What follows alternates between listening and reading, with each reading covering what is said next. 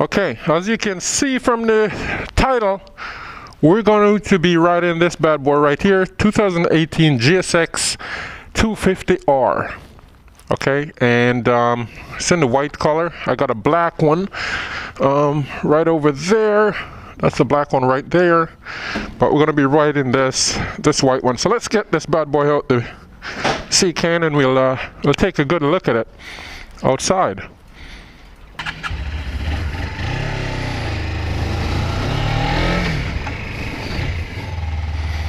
It's got a nice instrument cluster on here. Let me actually go up here in the center of the parking lot, and we'll go from there. Bike is not that warm, so I don't want to rev it too high. It actually rides very smooth. The shifting on it is very smooth. So let's see if I can make some.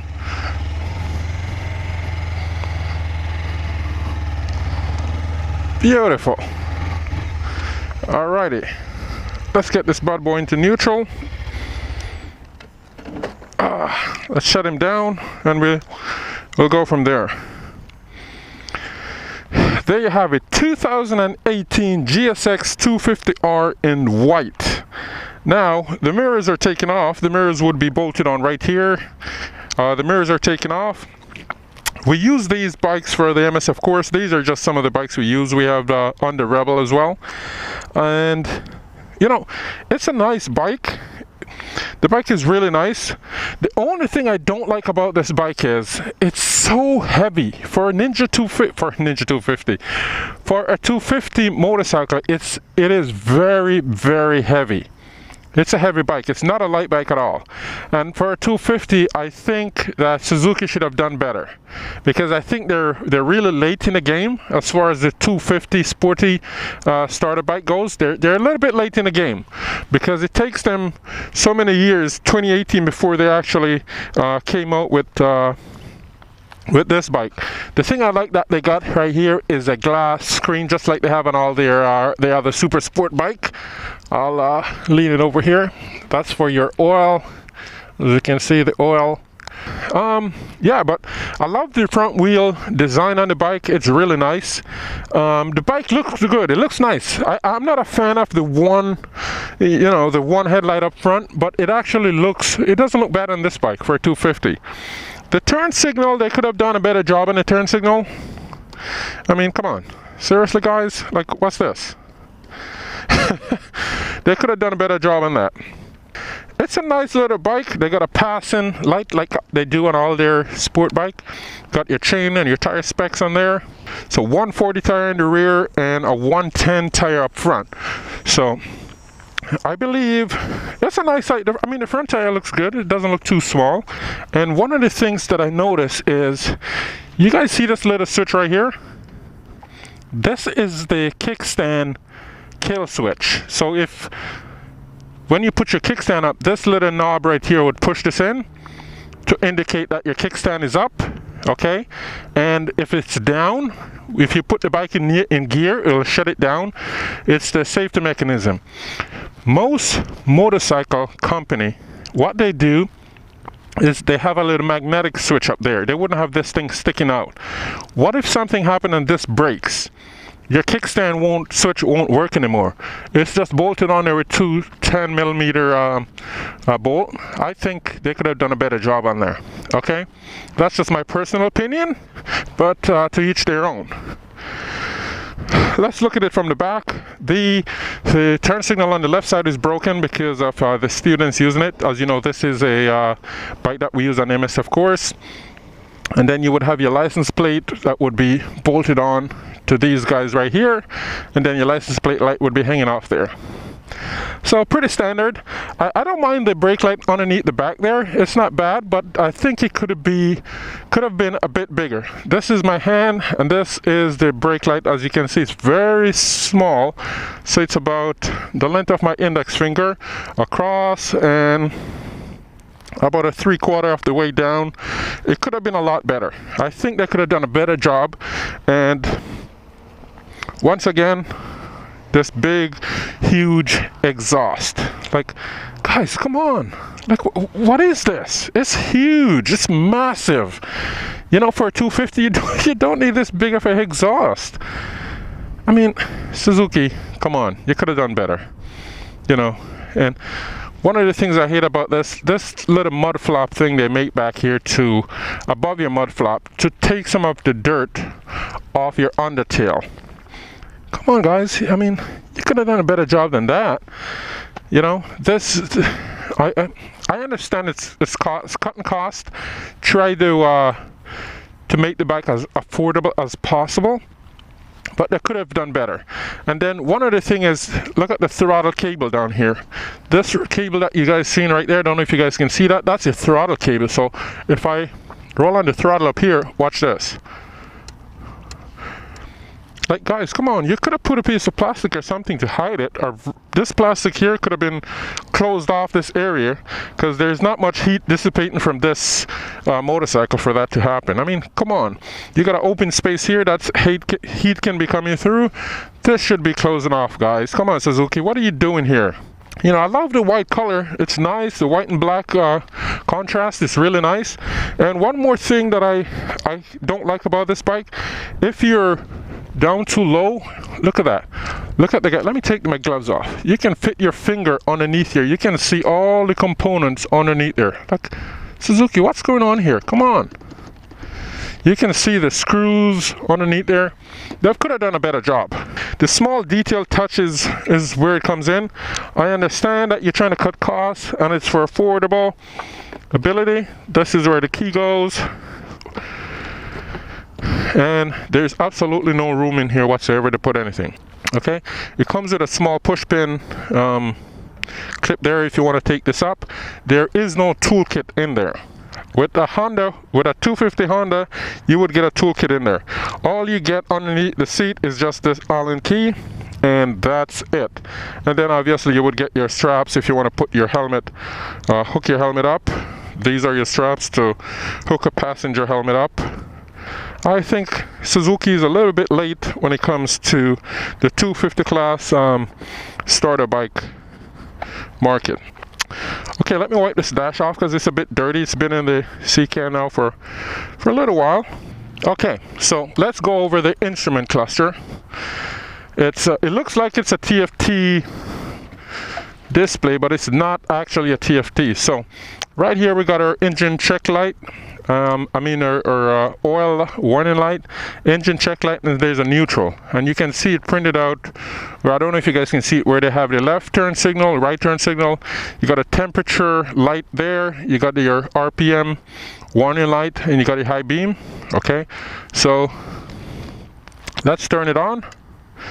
The ignition is on. As you can see, your high beam's flashing over here.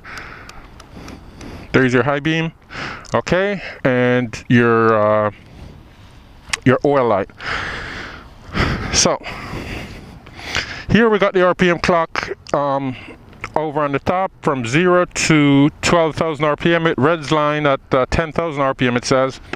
And then we got our digital readout kilometers. This is in kilometers, guys. We got our gear indicator, which would be right here. Beautiful thing about this bike, it has a nice fuel gauge, which is pretty good. By the way, guys, that's the instruments panel. That's how it looks on the inside when it's dark out. It sounds good. So let's turn it over and see how she sounds. Okay, it idles at about 1500 RPM, just above 1500 RPM. The bike is a bit cold right now. There isn't any temperature gauge on here. And then we have a pass and light, which would indicate, as you can see there, my high beams flashing. But Suzuki, I think you're a bit late. I don't mind this windscreen here. It's not bad. Beautiful design. Doesn't really do much.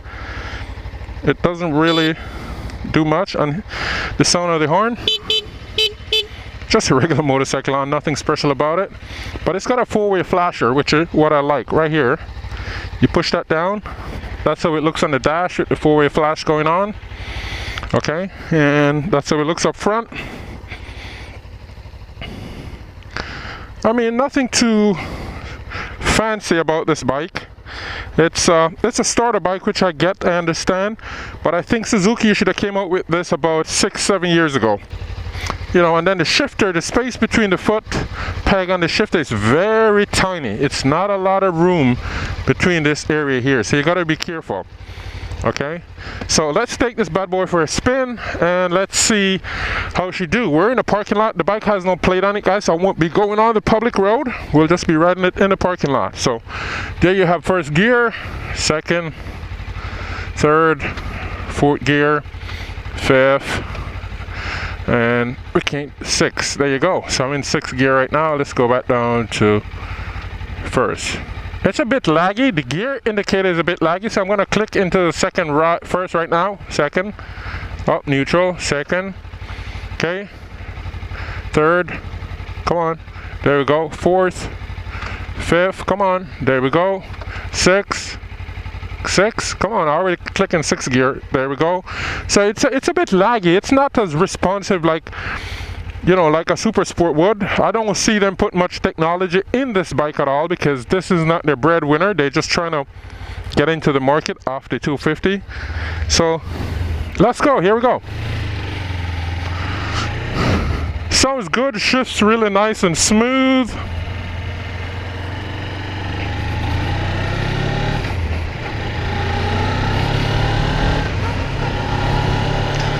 Very quiet. The exhaust is very, very, very quiet.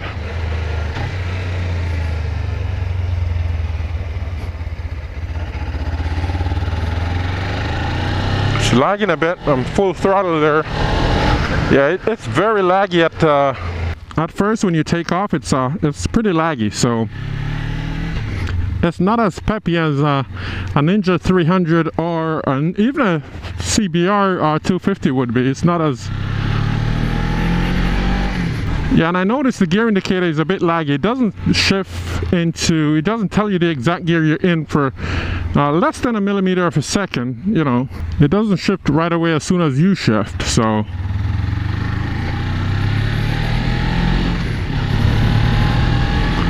Yep, there we go.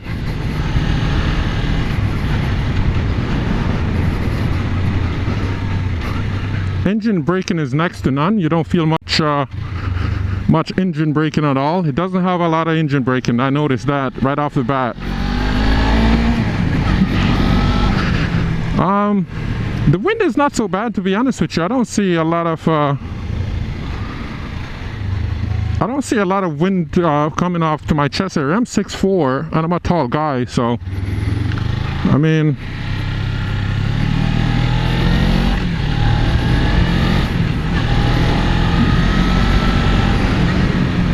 yeah, it's very nimble.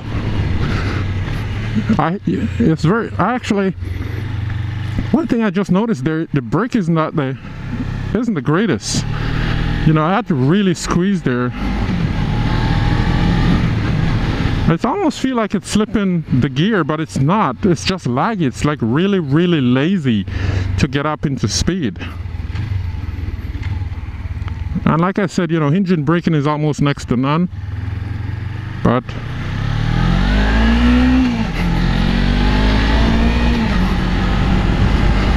very nimble though. And it's I guess the weight makes it very stable when you leaned over. The weight is making it be very, very stable, which is what I like, you know. So the weight is the weight kind of compensate for being stable in turns in that way, I guess. Doing some apex here, guys.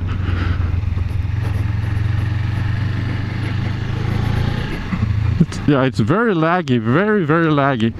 I'm not really liking the power on this this GSX-R 250 at all. But you know, this is just my personal opinion. This is what the feedback I'm getting from the bike, and I'm just selling it to you guys as I get it. You know, I'm not a fan or an enemy of any motorcycle company there is. Anything on two wheels I like to ride, but for a starter bike, I think Suzuki started out late, and I think they're making a mistake for investing into a 250, because all the other manufacturers now are making their way up to a 300 and a 400. Kawasaki has the Ninja 400. Honda has the CBR 300 that they're doing, you know, so I think, and Yamaha has the R3, which is a 320cc starter bike. But I think Suzuki got in the market a bit late. Unfortunately, Suzuki, you should have came in the picture about 5-6 years ago. I think you're a little bit late here. All right, so guys, that's my take on the GSX-R 250R. I mean, it's a nice bike, beautiful looking bike. I love the design, love the front wheel design on the bike.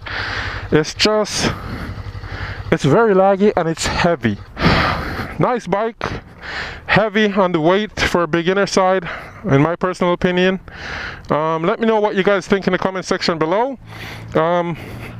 If you think I'm being too hard on Suzuki for coming out with this bike about 6-7 years late in the 250 market. But yeah, if you guys like the video, give the video a thumbs up. Please don't forget to comment down below. Let me know what you think, and don't forget to subscribe to the channel. I'll be bringing you guys a lot more content, like I promised. And I'll see you guys on the next one.